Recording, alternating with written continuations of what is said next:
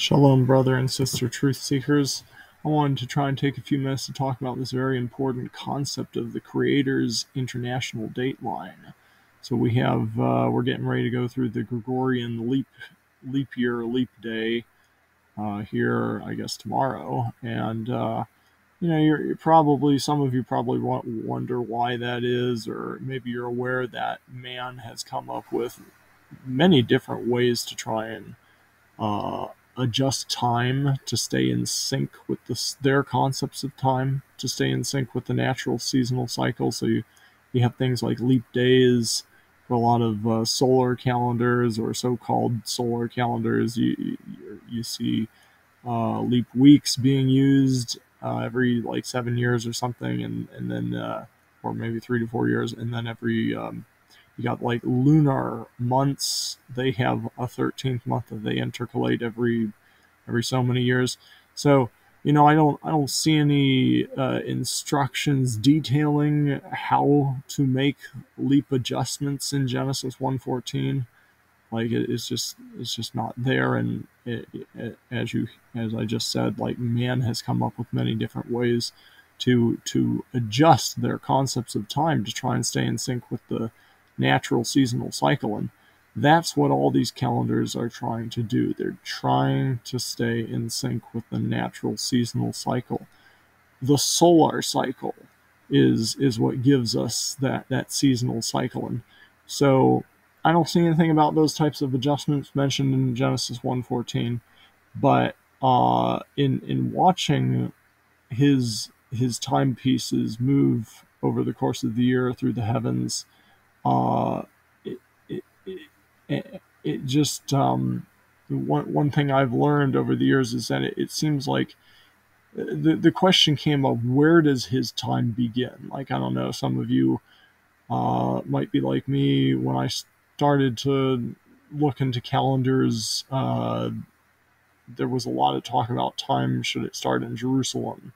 And so, like, where should time begin? Was the question that I guess I started to ask. And it's very important related to this topic is the man-made international dateline out in the Pacific Ocean. Like that's where man say that time starts, but that's not where the Creator's times starts.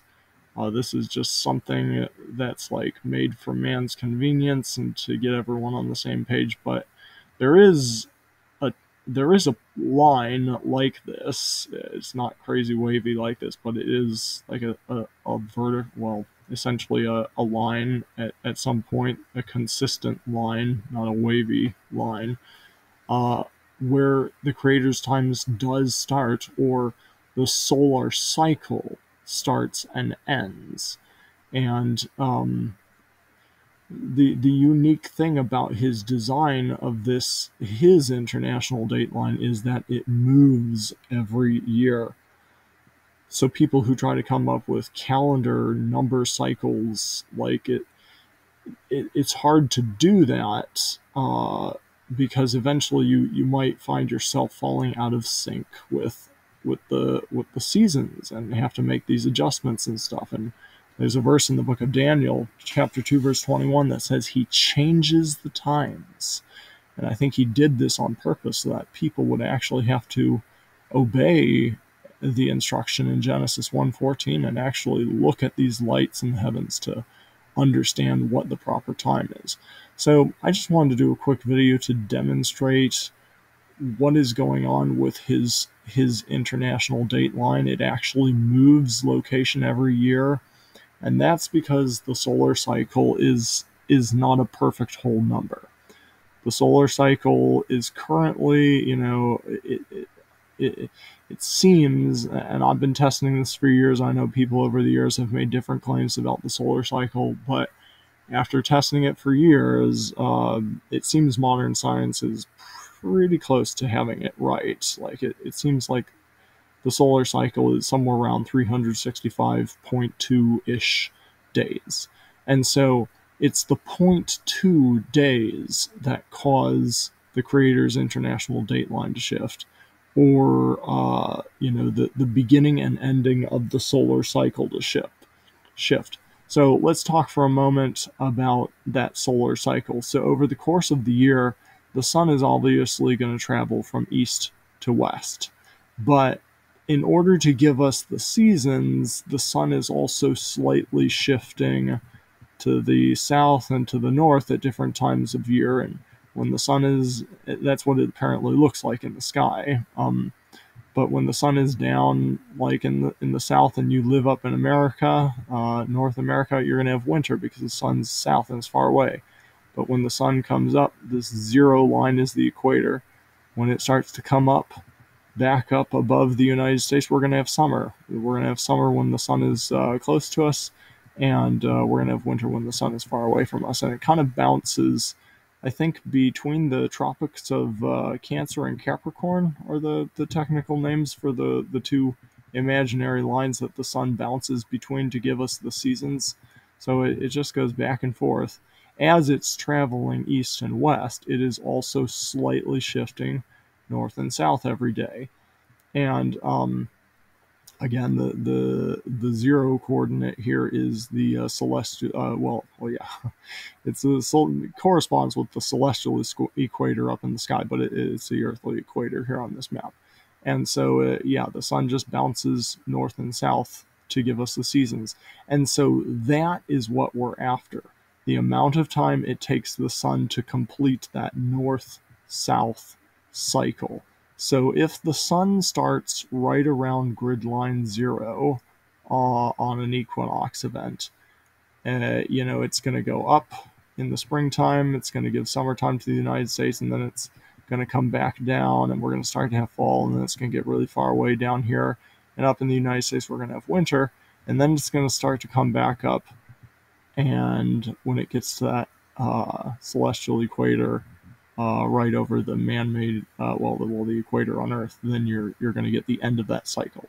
So the cycle starts at the celestial equator, and it goes up, gives it spring, it goes down, summer, winter, fall, whatever, and then it comes back up at the end of winter here. So the start and end is at grid line 0. So the thing is, it seems modern science is correct, and it takes 365.2 days for the sun to complete that north-south movement. And so the sun is it's just constantly traveling up or down. As it's traveling east or west, it's slightly shifting north and south. And so let's use this for an example. This was the spring of 2023, and people with their sundials were trying to confirm when the sun hit the celestial equator. And it creates this pretty amazing phenomenon you can record with a sundial. It's referred to as the straight line. And it seems you can only get that straight line pattern with a sundial when the sun is rising perfectly due east and setting perfectly due west. And so somebody on Earth is going to be the first one to see the sun start to cut that straight path across the heaven and ride on the celestial equator. And so last spring, it seemed that people in the central United States were actually the first ones to see the straight line. And then everyone, as you go west, started to see the straight line as you go west. And you get back around, people in Australia were seeing it, people in Africa were seeing it, and all the way back around, people finally were seeing it, like on the east coast of the United States. So anyway, the solar cycle seems to have begun here, right around this. Well, I guess the map's not really to scale, but it was kind of close to the central United States. So the thing is, where is the international dateline going to be this year in 2024? How much did it move, and why did it move? And that's the creator shifting international dateline. And if you think about it, after 365 days, not 365.2, but 365 days, the sun's going to go round and round and round and round and then it's finally on the 365th day, it's getting to the end of the day, and let's just say it finally returns to the place it started, and 365 days have passed. But remember, the solar cycle needs zero point 0.2 extra days, 0.2-ish extra days to complete its north-south cycle. So after 365 days, it returns to this same exact point here, but then it needs an extra 0.2 days before it will actually finally complete the cycle. So 0.2 days, that works out to something like 5 or 6 hours. So go 5 or 6 time zones over, or something like that. And that is approximately where where the sun is going to start cutting that straight line across the heavens again.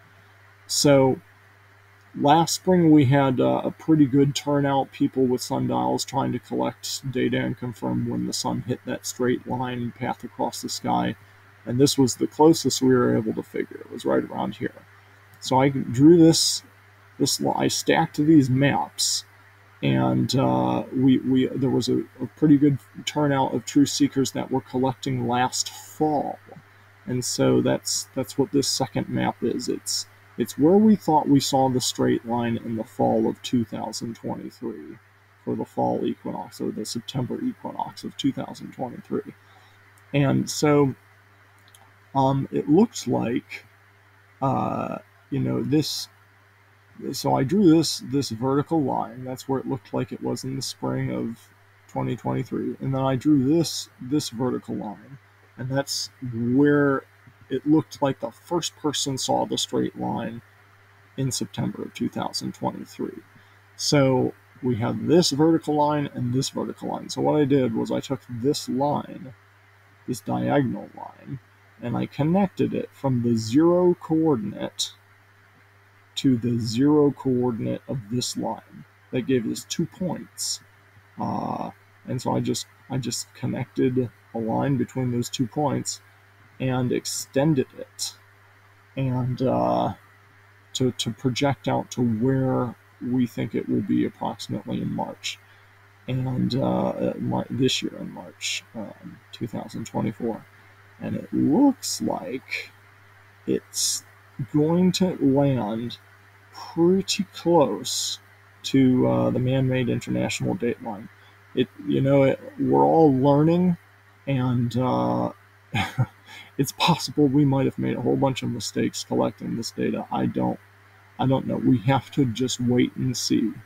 But potentially, this is what it looks like. Like the Creators International Dateline this year might land somewhere out in the Pacific. It's possible we might have been off, or someone might have made a slight mistake in their data collection. It was it was an interesting fall, and I'm not going to say absolutely. We're still in a testing phase. We're trying to test these things out. So some people are thinking it's possible that this line might actually have shifted all the way over to possibly somewhere, splitting Australia or something. But we'll just have to wait and see. But one more thing I wanted to mention about this slide was, so we would expect to see this shift of the Creators International dateline. So if it's 365.2 days, that 0.2 is, it's approximately 1/5, between 1/5 and 1/4 of a day. So we would expect to see the Creators International dateline move about 1/5 to 1/4 of the map. And so these other grid lines I have on this axis of these images actually give us a four-way, a four zone split between 90 and 0, and 0 and 90 and 180. So I just put a line to approximate where 1 point or 0.2 would be. I think it ended up being 0.5 or something. But anyway, I took this line and I dropped it down here to see, and it definitely could potentially be it looks about right. So we'll just have to wait and see what happens this spring, but it could be somewhere out in the Pacific Ocean, or maybe it might jump as far as Australia. But that's why the Creators International Dateline is shifting. It's because the solar cycle is a little bit longer than 365 days. It's not a whole number. If it was a whole number, it would do that whole number 365 days, and it would just land right in the same place and start right in the same place every single year. But the solar cycle is a little bit longer, so it advances a few time zones every year, and yeah, that's why we see the movement, and we have to keep track of it. So we'll see where it is this spring. More and more truth seekers are working together to confirm with sundials when the straight line is seen. I encourage you to join that effort. Um, Feel free to let me know in the comments below this video if you were planning to collect data, or feel free to look for the Facebook group. This one, Solar Tracking Observations Confirming the Creator Signs via Genesis 1:14. I try to do live feeds there for anyone's sundial data that they're collecting around the world. If you don't have Facebook or YouTube, you can email me at avoiceoftruthandlove@gmail.com, and let me know if you're planning to collect data, or if you sundial data. If you need any tips for how to do that, we've got a lot of resources we can point you to. But I wanted to mention one more thing about this international dateline, because last year was the first year I have ever seen the Creators International Dateline land in the middle of a continent. There's just never been enough people collecting to really pin it down too accurately. And in years past, and it's just never landed on a landmass. It's been like out in one of the oceans, and didn't really matter. It was kind of easy just to work with the general approximation of where it was. But last year was the first year I saw it land in a landmass. And so if the solar cycle was beginning and ending around central middle United States, it really it bothered a lot of people. It took a lot of people off guard, and there was there was just like some figuring out to do. And some people who lived right in this zone, I mean, it was just a hard decision for them to make, whether should they be keeping time according to this date, or because I mean, literally, people in the western United States were seeing the straight line on I forget what it was. I think they were seeing it maybe on the 19th. But then as the sun progresses, okay, so imagine this is solar noon, this little vertical hash I have here. The person who saw the straight line saw the sun had to be over here when it started to cut that straight line. So in order for them to see a straight line all day, like they're here, they had to see sunrise. So the sunrise was out over here by this other tick mark. So this is where the sun began to cut that straight path. And it just keeps going, and it keeps going, and it keeps going. Like I show black here to signify the night of the first person who saw the straight line here, that this is their full luminary day cycle here. But I mean, really, the sun just continues to progress west, and it just continues to progress. And oh wait, but I forgot to mention, it crossed over this man-made international date line out here. And so when it did that, the date changed. And so now everyone to the west of the international date line is now seeing it a day later on I think it was the 20th, all the way back to the eastern part of the United States, where some people, myself actually, were on the tail end of time last spring and were pretty much the last people on Earth to see the straight line. And so by the time the sun finally made it around to me, uh, it's still cutting that straight line for me, and the sun is going to continue to cut that straight line until sunset for me.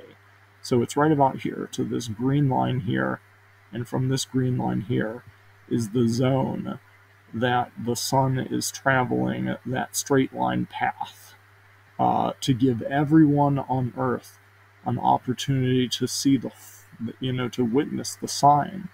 You just have to kind of stare at this graphic for a minute. I'm going to say it one more time. So as an example, last year we had last spring. This was where we believe people were seeing the straight line for the first time in the world, and so they were seeing it when the sun was out east, rising. When you do the straight line test, you need to collect data all day from sunrise to sundown. And so they were collecting data from sunrise, and the sun was like out here somewhere. And the sun has to go all the way, give everyone on Earth the opportunity to see the sign, all the way until you get to the people at the end, who just happened to be me last year. And again, I was tracking the sun with my sundial, and at sunrise, the sun was still cutting that straight path across the sky, and it continued to cut the straight path until it got to the yeah, sunset for me. So anyway, that gives you some interesting perspective about approximately how long the sun actually rides on the celestial equator and cuts this straight line path. So the big question is, okay, well, if I lived just a little bit west and a little bit east, like, I mean, there's a potential I might have almost seen the straight line on 2 days in a row. Like it's it's possible someone could almost think that they're seeing that when they live right in this zone. But if you collect your data carefully, and it's in the mornings and the evenings where the shadow hooks the most. But it could, yeah. I mean, as soon as it starts to curve just a little bit, that's going to change. That's going to change the straight line for you. So I mean, but really, people were wondering, well, I mean, maybe I didn't even collect data in here, so I have to rely off of their data or their data. Nothing beats making the confirmation for yourself. But if you can't because you were clouded out or something, and you live in a zone like this where it was right near the Creators International date line, I do want to encourage you to do your best. And if you're doing your best, then be at peace with the decision that you make in the end. Fellowship with, if there were people near you, fellowship with those people who were near you. But the last thing I wanted to mention is things are not really they're not really what we see them to be from our limited perspective on Earth. Like we individually think of the Sabbath as like this 24-hour cycle, and oh, we're going to miss, what if we're one day off because we lived on this side or this side. But the reality that I want to point out is the Creator is actually, he's there. He's there for both cycles. Like if you lived on this side of the line and you lived on this side of the line and you're trying to decide what day you should keep a holy day on, or a Sabbath day, like, I mean, one day ahead or one day behind, like, you got to realize that the Creator is actually there for both of those dates. Try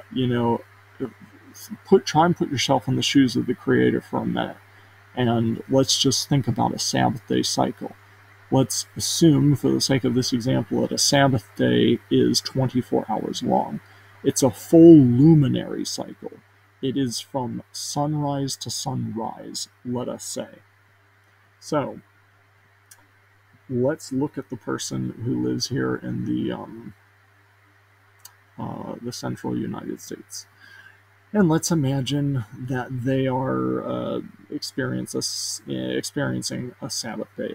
Let's forget about the straight line for now, but let's just think about a Sabbath day. So a person right here to the left of this line is getting ready to have Sabbath, and they are going to have their Sabbath from sunrise all the way to the next sunrise, which will be right at the end of this darkness here. So here I've got another day cycle just laid out here, but that would be the end of it here. So that is one 24-hour cycle for the person who lives here, just on the left of the line.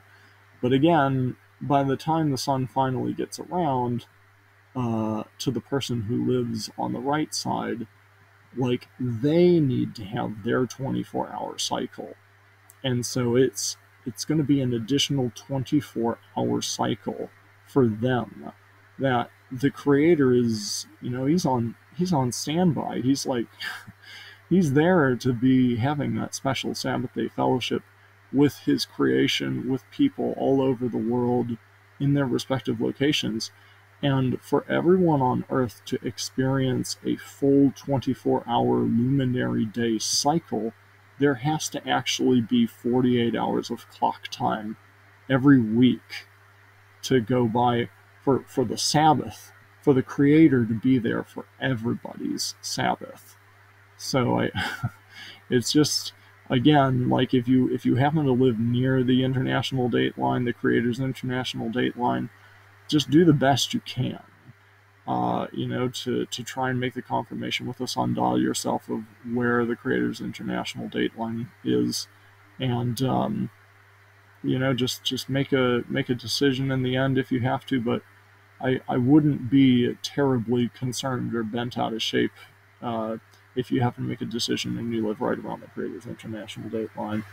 One, because we're imperfect, but we're trying. We're like children learning, and we might not get things perfect the first time we try. But if you're trying, you're I'm sure the Creator is going to honor that.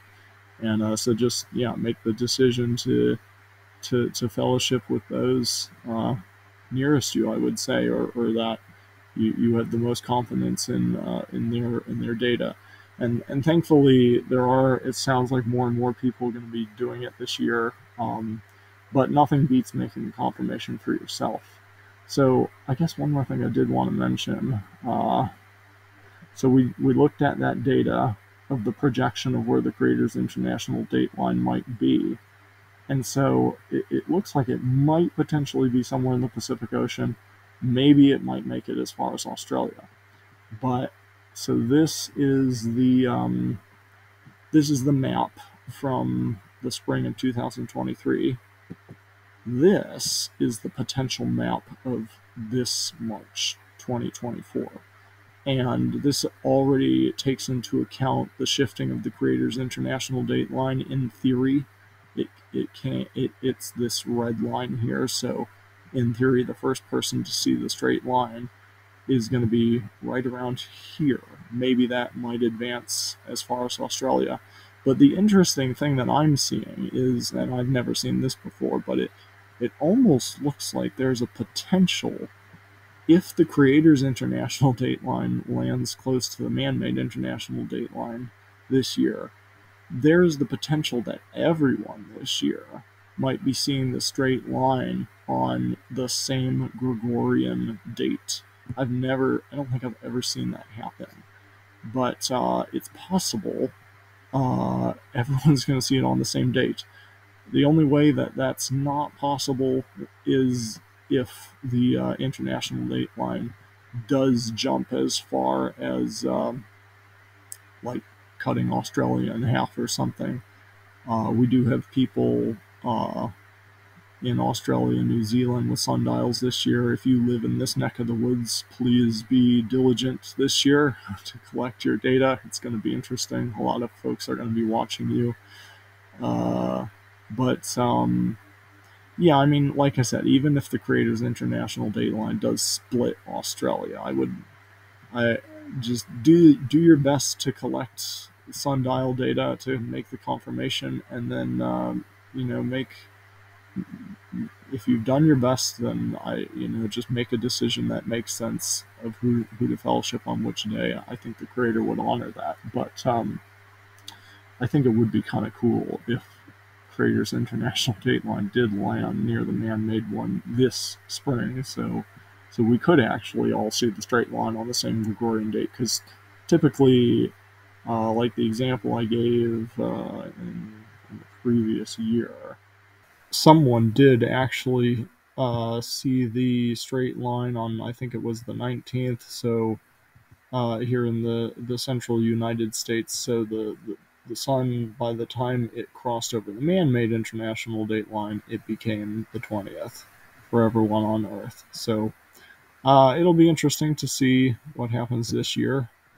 This is just the projection. Uh, we're learning. It's possible. A lot of people are doing sundials for the first time uh, these past couple of years.